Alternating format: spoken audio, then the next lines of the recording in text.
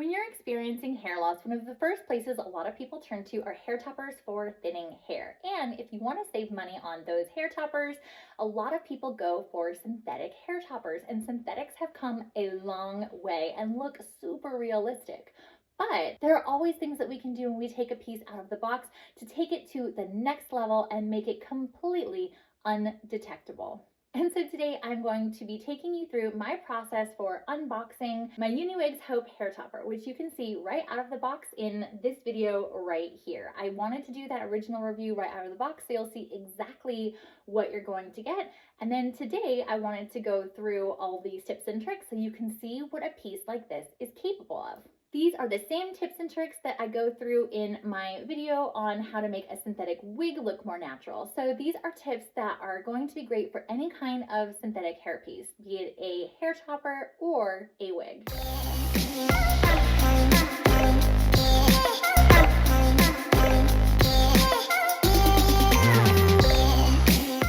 Welcome to the Wiggy Woman. I am so excited to be taking you through this tutorial today because there are a lot of things that I do to any kind of a synthetic hairpiece right out of the box. I very rarely take a piece out of the box and wear it out to an event or, out into the world.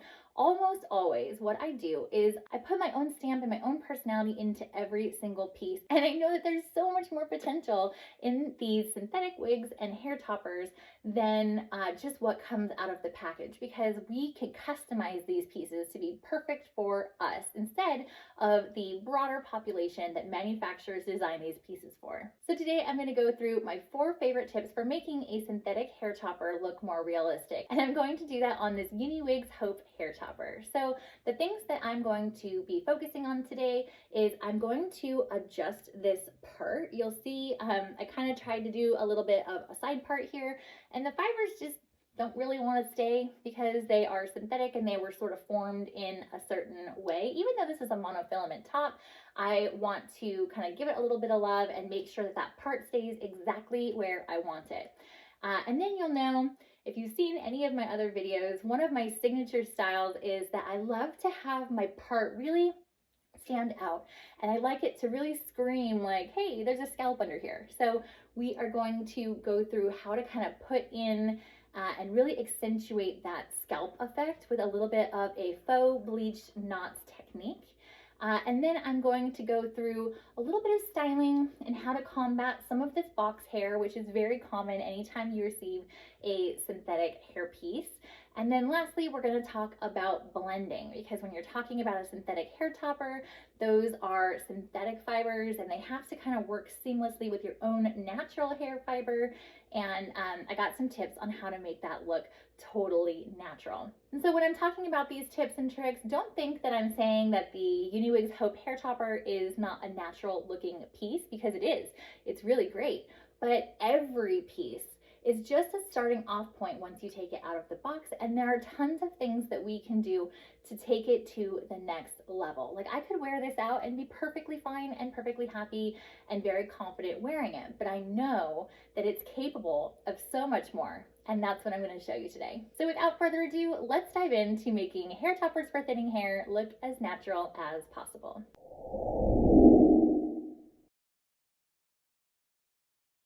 So the first thing I'm going to do is put this on a mannequin head. And you can do this without a mannequin head, but I do find that it works a little bit better and it helps me keep my hands free as I'm trying to work. So I'm going to comb away the fibers for the area where I want the part to be. So I'm going to really separate all of these fibers all the way down to the lace and the monofilament. So you'll see I'm just kind of pulling everything aside and really working my way down until I expose the natural part at the place that I want it. This next step is totally optional and really is just based on your level of preference. For me, I like a very sparse part line and I like my part to really be set off. So I'm just going to come in here and I'm going to pluck a few fibers along that lace line so I expose more of the monofilament. And I'm going to do this in a little bit of an uneven pattern. I don't want like a totally straight part. And you'll see I I am really taking out very, very few fibers in this process. I just want to widen that part line just a little bit. And again, this is totally up to your own personal preference and your own personal style. So pluck as little or as much as you like for your taste. Next, I want to train these fibers to stay in this part position. So I'm going to spray it with some water from a spray bottle, just so that I can give it a little bit more weight and hold it in place.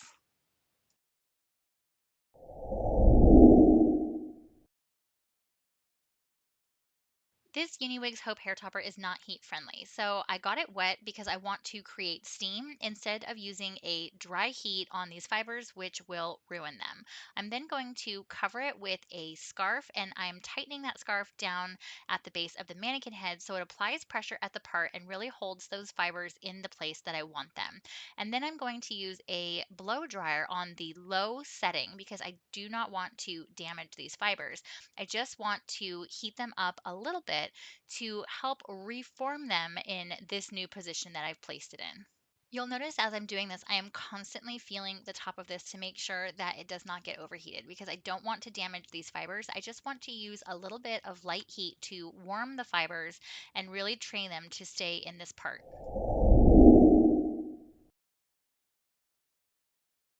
Next, I want to really set off that part, and I'm going to do that with this concealer. And I did put a link to this in the description. And I'm going to take that concealer so it matches my skin tone, and I am going to go right along that monofilament or lace that I exposed when I was doing the plucking. So you'll see I am using a very thin brush. This is actually a paintbrush. I found that it works really well, and I'm going right along that lace line. If you end up getting the concealer on the fibers, you can try to blot it away, or you can use a Q-tip dipped in makeup remover to remove it. And now I'm going to flip it over, and because this is only a single monofilament, if your topper is a double monofilament, this is an unnecessary step. But I am going to put a thick layer of concealer on that monofilament, and I'm really going to push it down because what I'm trying to do is sort of coat the bottom layer of those knots just so that I get a more blended effect.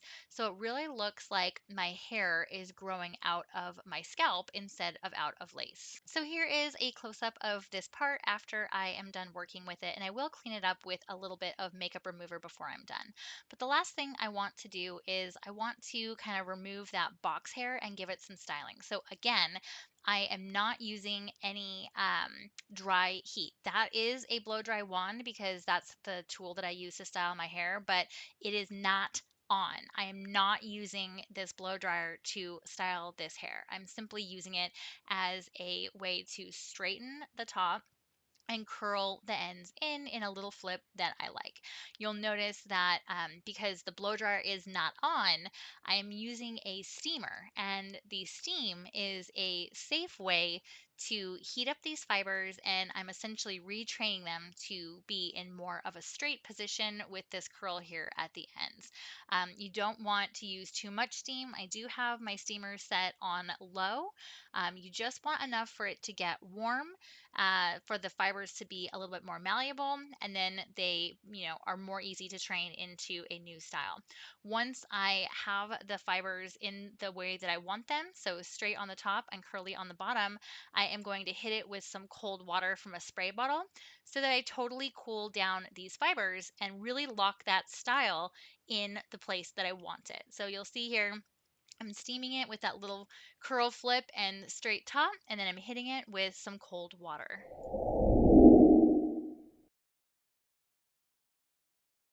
So the next thing we need to talk about is blending. So you've probably seen my hair in various other videos and it can be kind of crazy. So when we're talking about blending, you want to style your biological hair the same way that the topper is styled to help make the two seamlessly interact.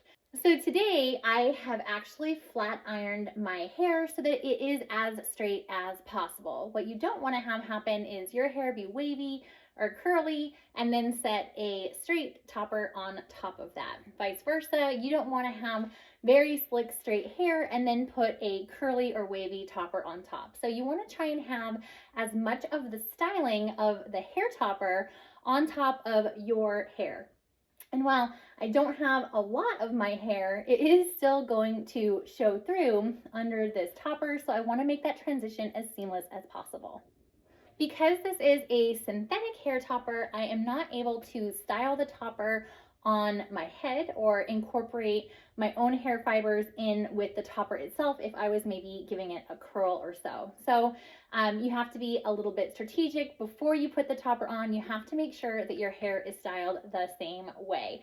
And if you have a synthetic topper, you want to make sure that you try and match the texture on your hair as well, to be a little bit more shiny than usual, because you don't want to have super dry hair and then the topper have a little bit more of a shinier appearance. So we're going to attack the blending in two different ways.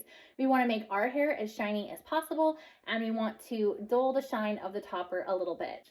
So the way that I go about making my hair as shiny as possible is I use this Color Wow Anti-Humidity Ultra Shine Spray.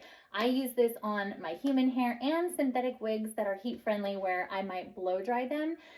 It's a heat protectant, it helps with humidity, but it also gives your hair a really, really shiny and very smooth texture, which will help blend in with these synthetic hair toppers. So then the next thing I'm going to do when I'm blending, I'm going to actually do on my head so you can kind of see it all blend together. So here is the topper now after we've worked with it.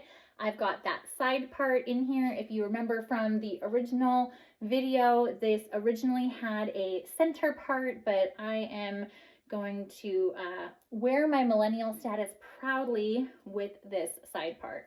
I'm going to do this part relatively quickly because I do have a number of videos about how to wear a lace front hair topper. So there you go. This topper looks way more natural, at least for my own personal taste. You'll see that that part really stands out with that faux bleached knots and that scalp effect that was created by using the concealer. And then these fibers are much sleeker, straighter. We got rid of that box hair, and I added just the tiniest little flip here at the ends for my own personal taste.